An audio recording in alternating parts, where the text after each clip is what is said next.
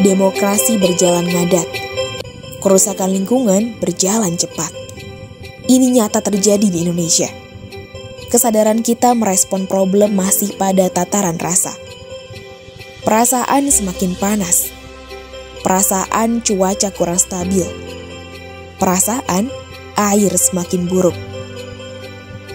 Kita belum membekali pengetahuan secara saintifik berbasis data tentang perubahan iklim. Akibatnya, perbincangan kita selalu berhenti pada keluh kesah. Sementara, pada fakta empirik nyata terjadi kerusakan akut. Apa yang dirasakan panas dari suhu bumi itu, konsekuensinya bertalian erat dengan kesengsaraan jutaan rakyat kecil di pedesaan. Ekonomi mereka semakin sulit, karena kegagalan panen lebih banyak terjadi. Kekeringan semakin lama berarti menyusutkan peternakan. Itu artinya menurunkan produksi pupuk, susu, dan daging. Semakin banyak hari kerja berkurang lalu menyandang status semi pengangguran. Pada kawasan-kawasan tertentu, perubahan iklim telah merusak tatanan hidup bermasyarakat karena banjir semakin sering terjadi.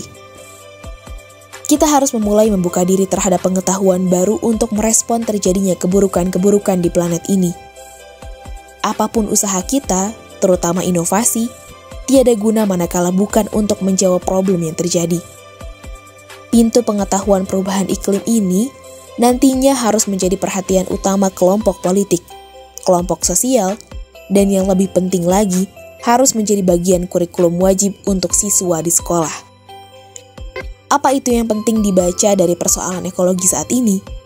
Langkah pertama yang paling tepat adalah menghubungkan dengan pangan, karena hal ini berurusan dengan budidaya pertanian, konsumsi, pasar, industri, dan limbah. Pangan dan ekologi mesti dijadikan doktrin dalam perbincangan, karena pangan berarti urusannya usaha bertahan hidup. Dan kerusakan lingkungan berarti berurusan dengan keselamatan jiwa manusia dan satwa. Kita juga belum menyadari bahwa urusan pertanian merupakan kontributor terbanyak dalam kerusakan lingkungan hidup. Pada pertanian berbasis industri mudah disaksikan fakta-faktanya. Dan pada pertanian kecil, sekalipun tampak sepele, namun jika dikumpulkan jumlahnya juga menggurita.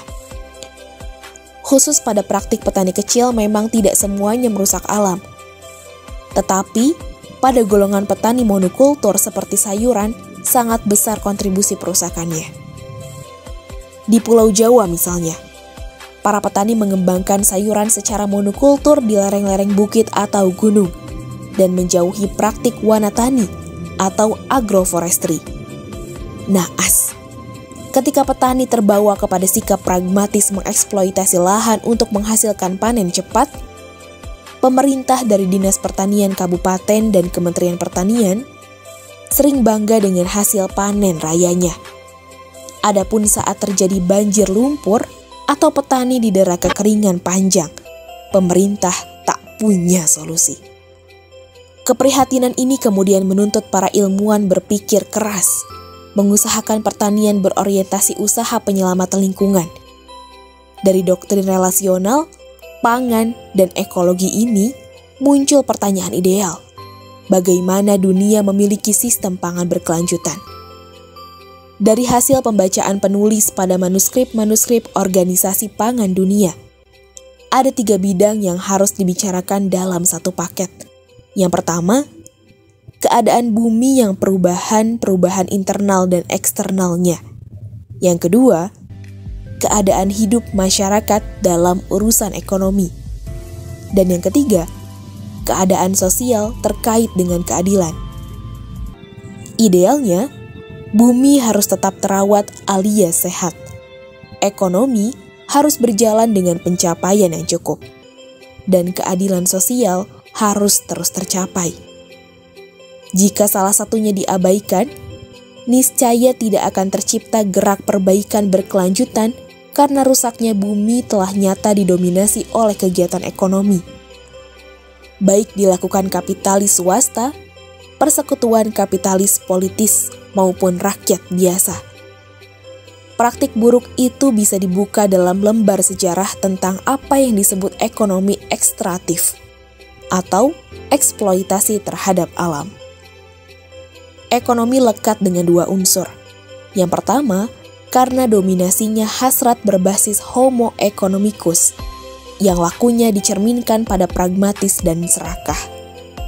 Sedangkan, pada kelompok rakyat biasa, melahirkan praktik pragmatis, yang kita tidak bisa menuntut mereka untuk bersikap ekologis, karena imajinasi mereka hidup asal dapat makan. Yang menarik adalah pandangan Stephen R. Gleason, ahli agroekologi dari Universitas California, Santa Cruz. Ia membuat deskripsi bahwa orang yang menumbuhkan makanan, dan memindahkan makanan antara keduanya, semuanya harus terhubung dalam gerakan sosial yang menghormati secara mendalam hubungan antar budaya dan lingkungan. Disinilah kemudian Gleason mendudukan pertanian sebagai kajian pokok. Ia juga melihat globalisasi yang berjalan selama ini cenderung bertentangan dengan keseimbangan dan berkelanjutan.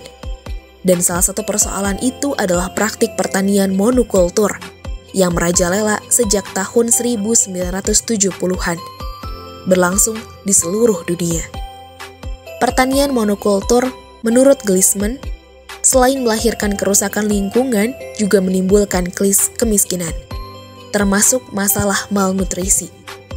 Itu persoalan pertama yang patut mendapat perhatian kita semua, sehingga perlulah kita berpikir menegakkan pertanian baru berbasis polikultur. Persoalan ekologi selanjutnya menurut Gleason adalah merajalelanya praktik hidup dengan menggunakan bahan baku fosil. Dan yang tak kalah merusaknya adalah model ekonomi bersandar pada pertumbuhan yang konstan. Kerusakan bukanlah kehilangan, masih ada wujudnya. Energi matahari harus ditampung pada materi yang produktif, yakni dedaunan agar fotosintesis bekerja. Tanah tanpa pepohonan berarti kita merelakan karbon menguap ke langit. Itu sama dengan mengusir rezeki.